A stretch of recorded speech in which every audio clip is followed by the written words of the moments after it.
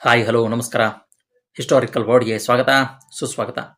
ಸ್ನೇಹಿತರೆ, ನಾವು ಇನ್ನು ಮುಂದೆ ನಮ್ಮ ಚಾನಲಲ್ಲಿ ಇತಿಹಾಸದ ಜೊತೆಗೆ SLC PUC SDA FDA GPSTR HSTRಗೆ ಸಂಬಂಧಪಟ್ಟಾಗೆ Kannada ವ್ಯಾಕರಣ ಏನಿದೆಯೋ ಆ ಎಲ್ಲ ಕನ್ನಡದ ವ್ಯಾಕರಣದ ಒಂದು ಅಂಶಗಳನ್ನು ಹೇಳ್ತಾ ಹೋಗ್ತೀವಿ. ಹಿಂದಿನ ವಿಡಿಯೋದಲ್ಲಿ ನಾನು ನಿಮಗೆ ಅಲಂಕಾರ ಅನ್ನುವಂಥ ಒಂದು ಟಾಪಿಕ್ನಲ್ಲಿ ಅರ್ಥಾಲಂಕಾರ ಅಂದರೆ ಏನು, ಅರ್ಥಾಲಂಕಾರದ ಪ್ರಕಾರಗಳು ಯಾವುವು ಅನ್ನೋದನ್ನು ಹೇಳಿದ್ವಿ. ಅದೇ ರೀತಿಯಾಗಿ ಈ ಒಂದು ವಿಡಿಯೋದಲ್ಲಿ ಶಬ್ದಾಲಂಕಾರ ಅಂದ್ರೇನು, ಅದರ ಪ್ರಕಾರಗಳು ಯಾವುವು ಅನ್ನೋದನ್ನು ಭಾಳಷ್ಟು ಸುಲಭವಾಗಿ ಒಂದು 8-10 ನಿಮಿಷದಲ್ಲಿ ಹೇಳ್ತಾ ಹೋಗ್ತೀನಿ. ವಿಡಿಯೋನ ಎಲ್ಲೂ ಕೂಡ ಸ್ಕಿಪ್ ಮಾಡದೆ ಪೂರ್ತಿಯಾಗಿ ನೋಡ್ತಾ ಹೋಗಿ. ಹಾಗೆಯೇ ನೀವಿನ್ನು ನಮ್ಮ ಚಾನಲ್ಗೆ ಹೊಸಬರಾಗಿದ್ದರೆ ನಮ್ಮ ಚಾನಲ್ಗೆ ಒಂದು ಲೈಕ್ ಮತ್ತು ಸಬ್ಸ್ಕ್ರೈಬ್ ಮಾಡೋದನ್ನು ಮರಿಬೇಡಿ. ಅದಕ್ಕೆ ಯಾವುದೇ ದುಡ್ಡು ಕೊಡಬೇಕಾಗಿಲ್ಲ. ಓಕೆ, ನೇರವಾಗಿ ವಿಷಯಕ್ಕೆ ಬರೋಣ. ಮೊದಲಿಗೆ ಅಲಂಕಾರ.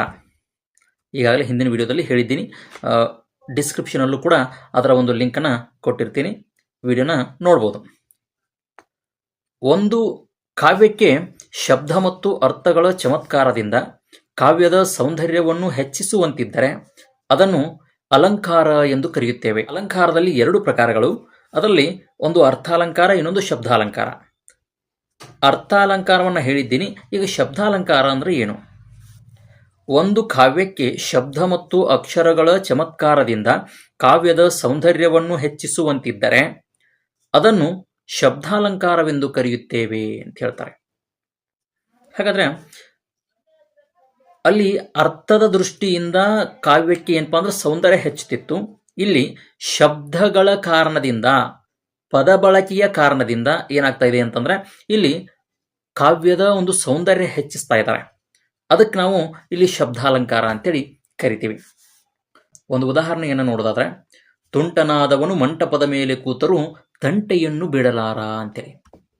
ನೋಡ್ರಿ, ಇಲ್ಲಿ ತುಂಟ, ಮಂಟಪ ಮತ್ತು ತಂಟೆ ಅನ್ನುವಂತಹ ಒಂದು ಪದಗಳಿದಾವಲ್ಲ, ಇವು ಆ ಕಾವ್ಯವನ್ನ ಅಥವಾ ಕಾವ್ಯದ ಸೌಂದರ್ಯವನ್ನ ಹೆಚ್ಚಿಸ್ತವೆ ಅನ್ನುವಂಥದ್ದನ್ನ ನಾವು ನೋಡ್ತೀವಿ. ಇನ್ನು ಮತ್ತೊಂದು ಉದಾಹರಣೆ, ತರೀಕೆರೆ ಏರಿ ಮೇಲೆ 3 ಕರಿ ಕುರಿಮರಿ ಮೇಯುತ್ತಿತ್ತು ಅನ್ನುವಂಥದ್ದು. ನೋಡಿ, ಇಲ್ಲಿ ರಿ ಅನ್ನುವಂತಹ ಒಂದು ಅಕ್ಷರ ಎಷ್ಟು ಬಾರಿ ಬಳಕೆಯಾಗಿದೆ ಅನ್ನುವಂಥದ್ದನ್ನು ನಾವು ಕಾಣ್ಬೋದು. ಈ ಒಂದು ಶಬ್ದಾಲಂಕಾರದಲ್ಲಿ 3 ಪ್ರಕಾರಗಳು ಕಂಡು ಬರ್ತಾವೆ ನಮಗೆ. 3 ಪ್ರಕಾರಗಳು ಯಾವ್ಯಾವು ಅಂತಂದ್ರೆ, ಒಂದು ಅನುಪ್ರಾಸ, 2ನೇದು ಯಮಕಾಲಂಕಾರ, 3ನೇದು ಚಿತ್ರಕವಿತ್ವ ಅನ್ನುವಂಥದ್ದು. ಮೊದಲನೇದು ಅನುಪ್ರಾಸ ಅಂದ್ರೆ ಏನು ಅನ್ನೋದನ್ನ ನೋಡ್ತಾ ಹೋಗೋಣಂತೆ. ಒಂದು ಕಾವ್ಯಕ್ಕೆ ಒಂದು ಅಥವಾ ಒಂದು ಕಾವ್ಯದಲ್ಲಿ ಒಂದಾಗಲಿ, 2 ಆಗಲಿ, 2ಕ್ಕಿಂತ ಹೆಚ್ಚಾಗಲಿ ಅಕ್ಷರಗಳ ಪುನರಾವರ್ತನೆಯಾಗಿದ್ದರೆ ಅಥವಾ 2 ಅಕ್ಷರಗಳಿಂದ ಕೂಡಿದ ಪದಗಳ ಪುನರಾವರ್ತನೆಯಾಗಿ ಕಾವ್ಯದ ಸೌಂದರ್ಯವನ್ನು ಹೆಚ್ಚಿಸುವಂತಿದ್ದರೆ ಅದನ್ನು ಅನುಪ್ರಾಸವೆಂದು ಕರೆಯುತ್ತಾರೆ. ಒಂದು ಕಾವ್ಯದಲ್ಲಿ 1 ಅಕ್ಷರ ಅಥವಾ 2 ಅಕ್ಷರ, 2ಕ್ಕಿಂತ ಹೆಚ್ಚು ಅಕ್ಷರಗಳು ಪುನರಾವರ್ತನೆ ಆಗಬಹುದು, ಅಥವಾ 2 ಅಕ್ಷರಗಳಿಂದ ಕೂಡಿದಂತಹ ಪದಗಳು ಪುನರಾವರ್ತನೆ ಆಗಬಹುದು. ಈ ರೀತಿಯಾಗಿ ಪುನರಾವರ್ತನೆಯಾದಂತಹ ಒಂದು ಕಾವ್ಯ ಇದ್ದರೆ ಅದನ್ನ ಏನಂತ ಕರಿತೀವಿ ಅಂದ್ರೆ ಅನುಪ್ರಾಸ ಅಂತೇಳಿ ಕರಿತೀವಿ. ಉದಾಹರಣೆಯನ್ನು ನೋಡೋಣ. ಬಡತನ ಬಂತೆಂದು ಬಡಿಬ್ಯಾಡ ಬಾಲರನ, ಆಡ್ಯಾಡಿ ಬಂದು ತೊಡಿ ಮ್ಯಾಲ ಆಡಿದರ ಬಡತನವೆಲ್ಲ ಬಯಲಾಗೆ ಅಂತ ಹೇಳ್ತಾರೆ. ನೋಡ್ರಿ, ಇಲ್ಲಿ ಬಡತನ ಬಂತೆಂದು ಬಡಿಬ್ಯಾಡ ಬಾಲರನ, ಆಡ್ಯಾಡಿ ಬಂದು ತೊಡಿ ಮ್ಯಾಲ ಆಡಿದರ ಬಡತನವೆಲ್ಲ ಬಯಲಾಗೆ. ಡ ಅನ್ನುವಂತಹ ಅಕ್ಷರ ಎಷ್ಟು ಬಾರಿ ಬಳಕೆ ಆಗಿದೆ ನೋಡ್ರಿ. ಅದನ್ನ ಏನಪ್ಪಾ ಅಂದ್ರೆ ನಾವಿಲ್ಲಿ ಅನುಪ್ರಾಸ ಅಂತೇಳಿ ಕರಿತೀವಿ. ಇನ್ನೊಂದು, ಇಲ್ಲಿ ಪದ ಬಳಕೆ ಆಗಿದೆ, ಪದ ಪುನರಾವರ್ತನೆ ಆಗಿದೆ. ಕಂಡೆ ಕಂಡೆ ಗೋವಿಂದನ, ಕಂಡೆ ಕಂಡೆ ಗೋಪಾಲನ ಅಂತೇಳಿ. ನೋಡ್ರಿ, ಕಂಡೆ ಅನ್ನುವಂಥದ್ದು 1ನೇ ಸಾಲಿನಲ್ಲೂ ಐತಿ, ಕಂಡೆ ಅನ್ನುವಂಥದ್ದು 2ನೇ ಸಾಲಿನಲ್ಲೂ ಐತಿ. ಓಕೆ, ಇದರಲ್ಲಿ ಅನುಪ್ರಾಸದಲ್ಲಿ ಮತ್ತೆ 2 ಪ್ರಕಾರಗಳು ಕಂಡು ಬರ್ತಾವೆ ನಮಗೆ. ಯಾವ್ಯಾವು? ಒಂದು ವೃತ್ಯಾನುಪ್ರಾಸ, ಇನ್ನೊಂದು ಛೇಕಾನುಪ್ರಾಸ ಅಂತೇಳಿ. ಮೊದಲು ವೃತ್ಯಾನುಪ್ರಾಸ ಅಂದ್ರೆ ಏನು ಅಂತ ನೋಡೋಣ.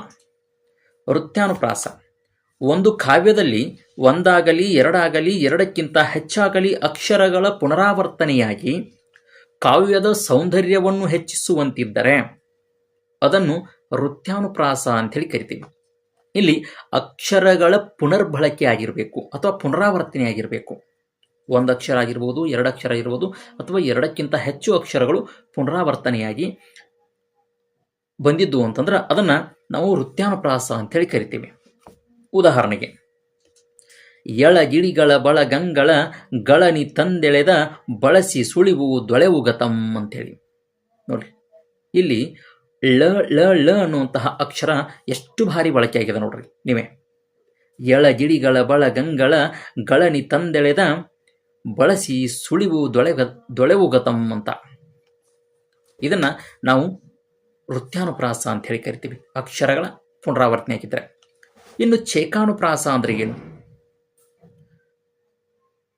ಚೇಕಾನುಪ್ರಾಸ ಎರಡು ಅಕ್ಷರದಿಂದ ಕೂಡಿದ ಪದವು ಪದ್ಯದ ಆದಿ ಮಧ್ಯ ಅಂತ್ಯ ಎಲ್ಲಿಯಾದರೂ ಒಂದು ಕಡೆ ನಿಯತವಾಗಿ ಕಂಡು ಬಂದಿದ್ದರೆ ಅದನ್ನು ಚೇಕಾನುಪ್ರಾಸ ಎಂದು ಕರೆಯುತ್ತೇವೆ.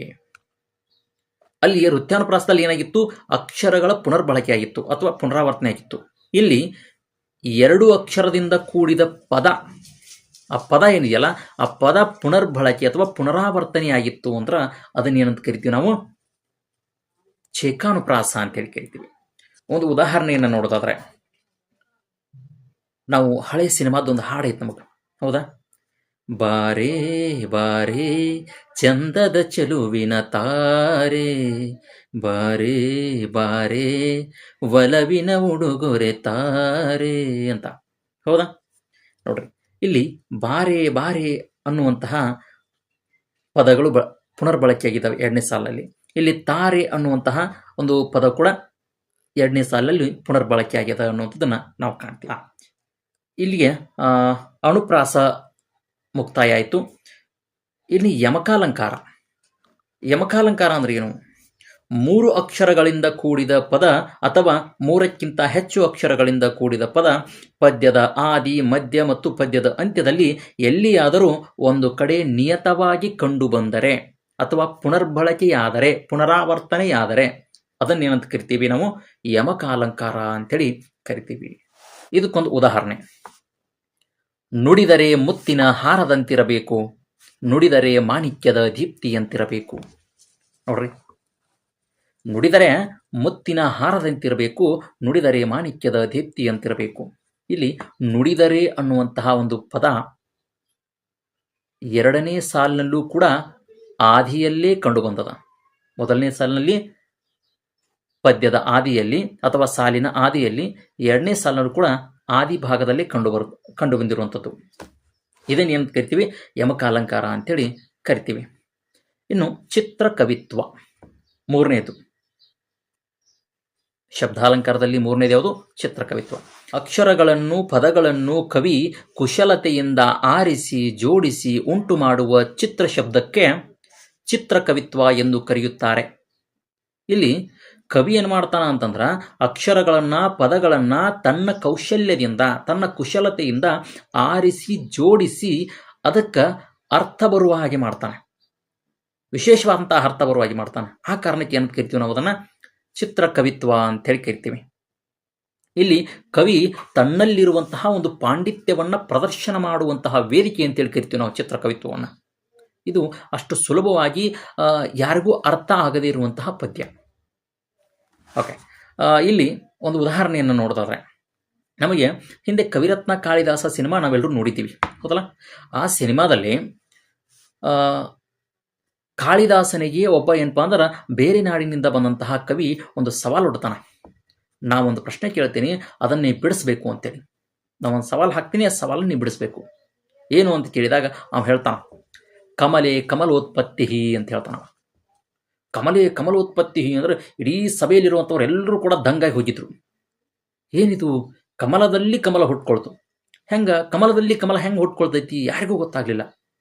ಆವಾಗ ಕಾಳಿದಾಸನ ಹತ್ರ ಪ್ರಶ್ನೆ ಬಂದಾಗ ಕಾಳಿದಾಸ ಹೇಳ್ತಾನ, ಕಮಲೆ ಕಮಲೋತ್ಪತ್ತಿ ಅಂದ್ರೆ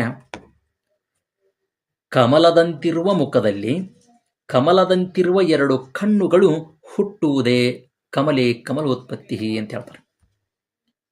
ಮುಖ ಕಮಲದಲ್ಲಿ ಕಣ್ಣುಗಳೆಂಬ 2 ಕಮಲಗಳು ಹುಟ್ಟುತ್ತವಲ್ಲ ಅದನ್ನು ಕಮಲೇ ಕಮಲೋತ್ಪತ್ತಿ ಅಂತೇಳಿ ಕರೆದ್ರು ಅನ್ನುವಂಥದ್ದು.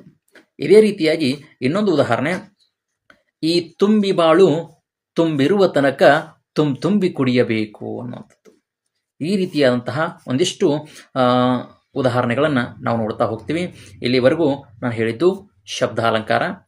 ವಿಡಿಯೋ ನಿಮ್ಗೆ ಇಷ್ಟ ಆಗಿದ್ದರೆ ಒಂದು ಲೈಕ್ ಮಾಡೋದನ್ನು ಮರಿಬೇಡಿ. ಹಾಗೆಯೇ ನೀವಿನ್ನು ನಮ್ಮ ಚಾನಲ್ಗೆ ಸಬ್ಸ್ಕ್ರೈಬ್ ಆಗಿಲ್ಲ ಅಂದರೆ ದಯವಿಟ್ಟು ಸಬ್ಸ್ಕ್ರೈಬ್ ಆಗಿ ಅಂತ ಹೇಳ್ತಾ ಮುಂದಿನ ವಿಡಿಯೋದಲ್ಲಿ ಮತ್ತೆ ಭೇಟಿಯಾಗೋಣ.